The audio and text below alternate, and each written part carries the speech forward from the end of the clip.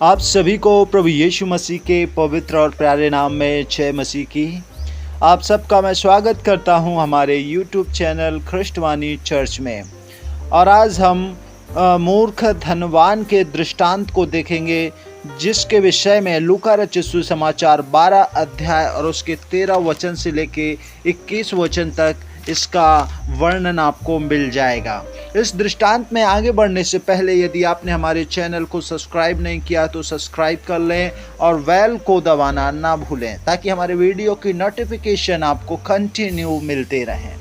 तो मेरे प्रिय भाई और बहनों, आइए हम इस दृष्टांत में आगे बढ़ते हैं।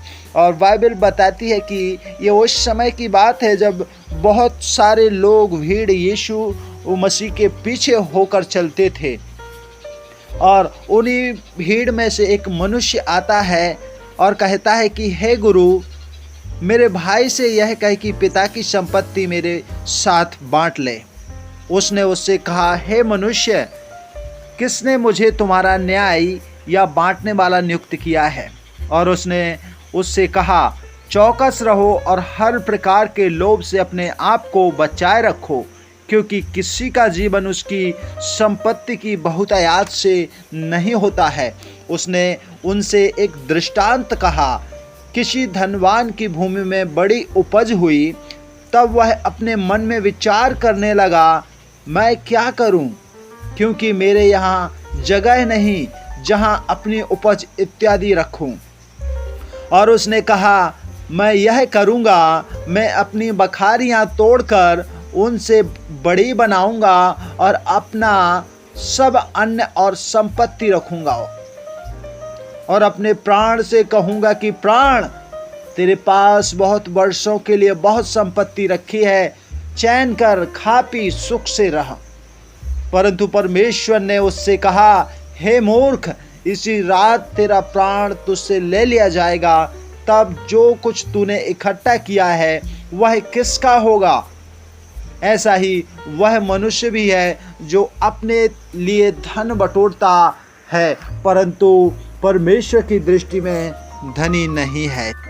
मेरे प्रिय भाई और बहनों, हम इस दृष्टांत के अर्थ को समझेंगे।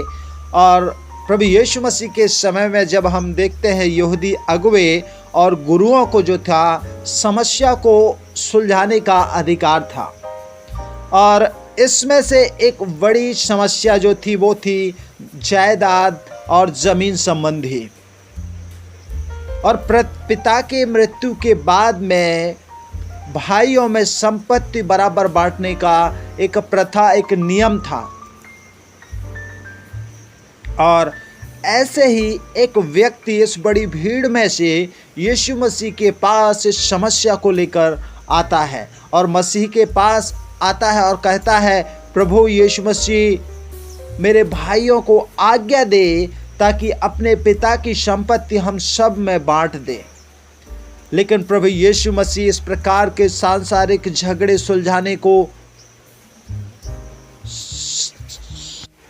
साफ साफ मना कर दिया और साथ ही लोगों को सावधान भी किया कि वे अपने आप को हर प्रकार से कि जो लोभ है, जो लालच है, जो धन का घमंड है या लालच है, उससे बचाए रखें। प्रभु यीशु मसीह यहाँ बताने का यह प्रयास कर रहे थे कि मनुष्य के दिन गिने हुए हैं और कोई भी मनुष्य या व्यक्ति या राजा या कंगाल अपनी संपत्ति के बहुतायत से अपना जीवन नहीं बचा सकता है।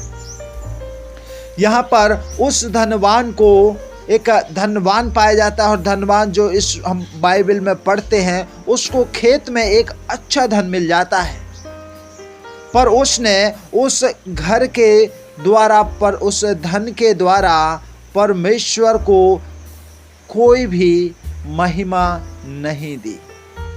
जब उसके पास धन की बहुतायत हो जाती है, वो परमेश्वर को भूल जाता है, परमेश्वर का हिस्सा देना भी भूल जाता है और ना ही उसने ज़रूरतमंद लोगों की सहायता की या उनका ख्याल रखा। उसने पूरा का पूरा ध्यान खुद पर ही केंद्रित किया और अपनी सारी संपत्ति जो उपज उसको मिली थी, पुरानी गोडाउन जो गोदामें हैं उनको तोड़कर नई गोदामें बनाने की और उसमें रखने की योजना बनाई।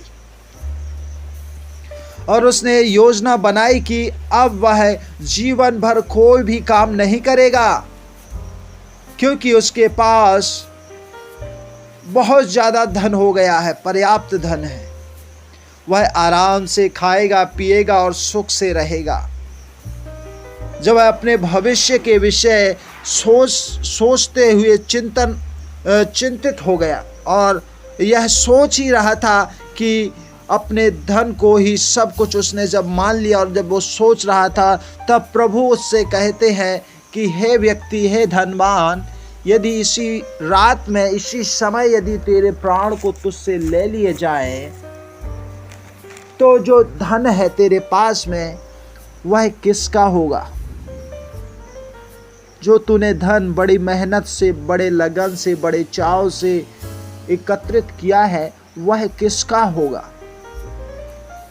मेरे प्रिय भाई और बहनों, मैं आपको बताना चाहता हूं कि प्रभु यीशु मसीह यहाँ पर धन को बुरा नहीं कह रहे। धन की बहुतायत हो जाना या धन हमारे पास ज़्यादा हो जाना बुरा नहीं है या धन खराब नहीं है, लेकिन मेरे प्रिय भाई और बहनों, प्रभु यीशु मसीह के बताने का उद्देश्य यहाँ पर यह है कि यदि धन हमारे पास ज़्यादा हो गया है और उस धन के द्वारा हम यदि प्रभु को मान सम्मान नहीं देते, प्रभु को उसका हिस्सा नहीं देते और हम अपनी बातों में जब खो जाते हैं, धन को ही हम ईश्वर मान लेते हैं, धन को ही सब कुछ मान लेते हैं, जिस प्रकार इस धनवान व्यक्ति कहता है कि हे मेरे प्राण, अब मैं काम नहीं करूंगा, आराम से रहूंगा, खाऊंगा, पीऊंगा, ऐश के साथ में अपना जीवन यापन करूंगा। वह उस खुदा को भूल गया उस धन के कारण, जिसने उसको ये धन दिया था, जिसने सही समय पर मेघ बरसाया ताकि इसकी फसल सही होगे, उसने सही समय पर बराबर धूप दिया ताकि इसकी फसल नष्ट ना हो जाए, उसने सही समय पर सारी चीज़ें की। और ये धनवान जो था उसी परमेश्वर को भूल गया और अपने आप में खो गया और कहता है मैं बड़ी छोटी बखरियाँ को तोड़कर, छोटे गोदाम को तोड़कर बड़ी बनाऊंगा और उसमें अपने धन को एकत्रित करूंगा और जीवन भर अब मुझे कोई काम नहीं करना होगा, बस मैं ऐश आराम के साथ रहूंगा और अपने प्राण से कहूंगा कि बस आराम कर, खा पी और मौज मस्ती कर। मेरे प्यारे भाइयों बहनों, धन खराब नहीं है, लेकिन धन को सब कुछ मान लेना ही हमारे लिए और धन के लिए भी बड़ा खतरनाक है। इसलिए मैं आपको बताना चाहता हूँ और प्रभु यीशु मसीह का कहने का उद्देश्य यही था कि कभी भी आप धन के पीछे ना भागें, क्योंकि प्रभु ने हमें पहले से ही राजाओं के पुत्र बनाया है। हम सब के सब धनवान हैं और जब हम धन के पीछे भागते हैं, इसका मतलब ये हो जाता है कि हमने प्रभु को नहीं लेकिन धन को ही प्रभु मान लिया है। और हम जब उसके पीछे भागते हैं तो हमें धोखा मिलता है, हमें समस्याओं का सामना करना पड़ता है। यदि हमने धन पा लिया, मिल भी गया, और यदि हमारी उसी रात में मृत्यु हो जाए तो वो धन हमारे किस काम का? क्या हम उस धन को साथ में ले जा पाएंगे? नहीं मेरे प्रिय भाइयों बहनों। इसलिए धन के स्वार्थी, संपत्ति के स्वार्थी ना बने, बल्कि प्रभु को खोजें जो आपको हर एक चीज़ें उपलब्ध कराएगा। सो प्रभु आप सबको इस दृष्टांत के द्वारा बहुत बहुत आशीष दे। God bless you.